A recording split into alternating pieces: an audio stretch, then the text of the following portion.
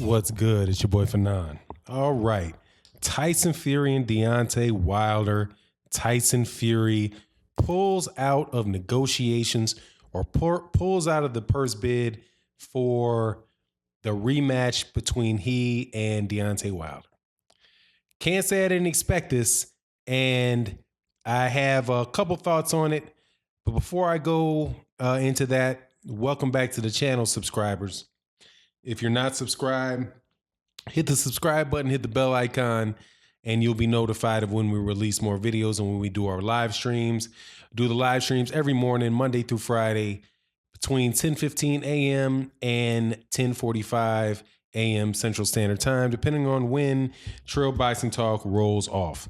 Now, I'm looking at this from two ways. First is the official result. You know how we all have opinions about who won the fight between Deontay Wilder and Tyson Fury the first time. I have an opinion about that. And then I also have an opinion about Tyson Fury and why he didn't take the fight.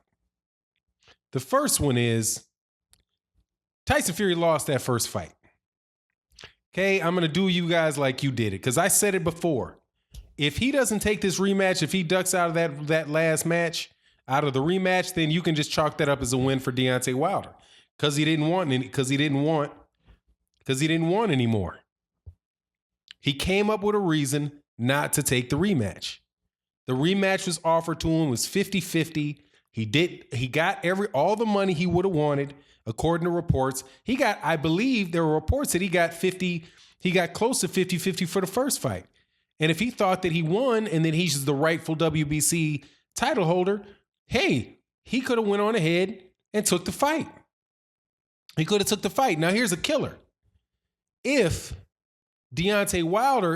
Tyson Fury had officially won, just say that scorecard changed for one person, by one judge, and Tyson Fury won that fight, Tyson Fury would have had to take that rematch. He would have had to take that rematch. Or he would have got sued by Deontay Wilder for a ton of dough for not honoring the rematch clause that he had because it wasn't a voluntary shot. But because he got a draw, he was allowed to get out of it. Now, that to me tells you all you need to know about what happened in that fight. I don't want to hear about the $80 million and the money because if you go to the Boxing Voice, shout out to the Boxing Voice, there's an interview in there that they did last week with Bob Arum, and Bob Arum said that fight, that contract, anybody that said it was $80 million or 80 million pounds is not, what did he say? That's not being factual. I think that's what he said, the specific phrase. But what he said was it's not true. It's possible that it could be, right? If everything went the way that it wanted, there's a potential for it to be up there. But to say that it's that big money, no, that's not accurate. Okay, that's not accurate, not factual. So Tyson Fury did just what his daddy said he should do. His father, Big John Fury, said that after that fight that he would have thrown in the towel. He would have thrown in the towel. He said that he didn't believe in Deontay Wilder's power before, but he believes in it now. And what does he believe about Deontay Wilder's power? What did Deontay Wilder say about his power? That he can end somebody. That's what he said. He said he knows he has the ability to end somebody. He said that multiple times.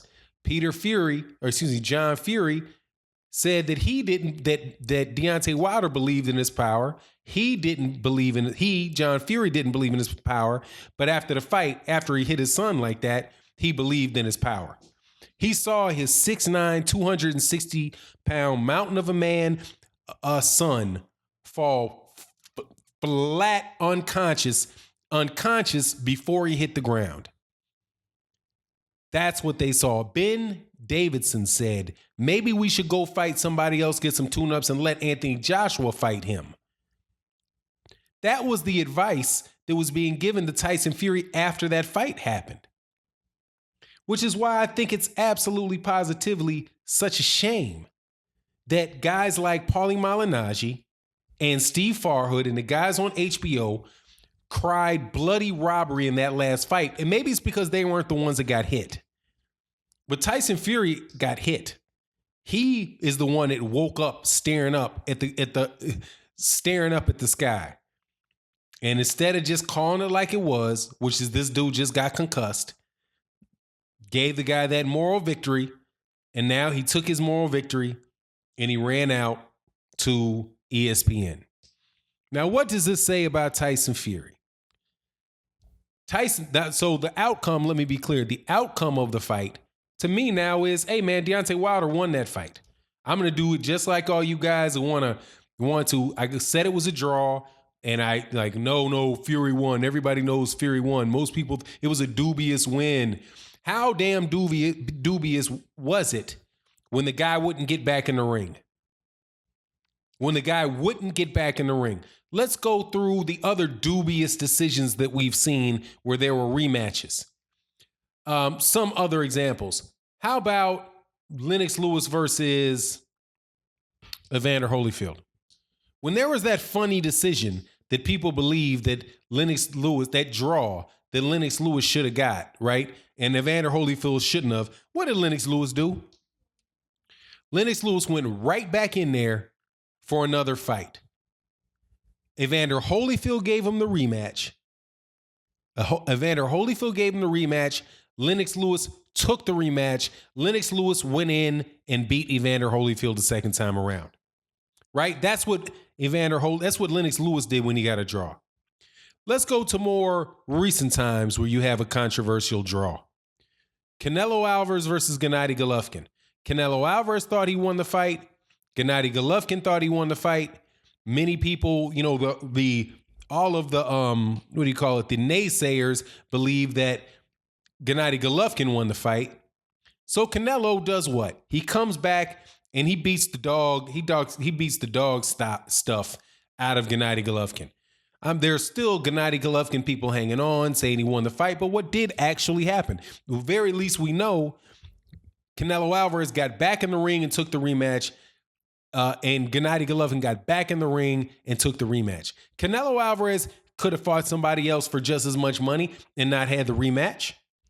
Right? He challenged the champion in Gennady Golovkin. It wound up a draw. He had all kind of nonsense going on. What did he do? He jumped back in there. And he won. Why can't Tyson Fury do that? What is the major difference between those three fights? What's the difference between Deontay? What's different in how that fight went between Deontay Wilder and Tyson Fury? How the fight went between Canelo Alvarez and Gennady Golovkin, and how the fight went between Evander Holyfield and Lennox Lewis. Lennox Lewis did not get concussed. Evander Holyfield did not get concussed. Canelo Alvarez did not get put flat on his back, get dropped down to a knee and get put on his flat on his back. Gennady Golovkin didn't get put on his knee and put flat on his back with his eyes closed, completely dang near unconscious for however long that was. But Tyson Fury did. Tyson Fury got hit like that.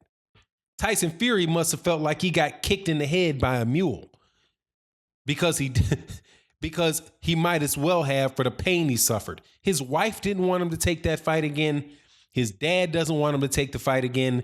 Frank Warren doesn't want him to take the fight again. His mama probably don't want him to. I haven't heard from his mama. His mama probably doesn't want him to see them take that fight again. His kids don't want to see that again. Nobody in his family, if his family is watching that fight, a rematch between Deontay Wilder and Tyson Fury, they're wondering the whole time, when is the hammer going to drop? And so instead of waiting for that hammer to drop, they cut and ran. To some easier fights for some good paydays, and they're going to do the same thing that Anthony Joshua's hoping to, that somebody else beats Deontay Wilder so they don't have to They don't have to risk that 2 seconds of perfection that Deontay Wilder needs to end your night. Hey, and the record shows, look at everybody he's ever got in the ring with, and look what happens to them at some point in time. They all go to sleep. They all get knocked down. None of them have been able to take that shot. And that's just what it is. And Tyson Fury, hey man, he doesn't take the fight. Okay, he doesn't take the fight. Go to ESPN, get your money, do you. But you don't ever talk about how you got robbed. If you can't claim you got robbed and somebody puts the money right back on the table and says, really, you got robbed, come get it. And then you turn your back and walk out. You didn't get robbed. That was never your money. Deontay Wilder said, okay, you think you got robbed, Tyson Fury? He put the belt right on the table and for a 50-50 split and said, Tyson Fury, come get this belt. And Tyson Fury said he got robbed, but he don't want to come get that belt back. He doesn't want that belt back.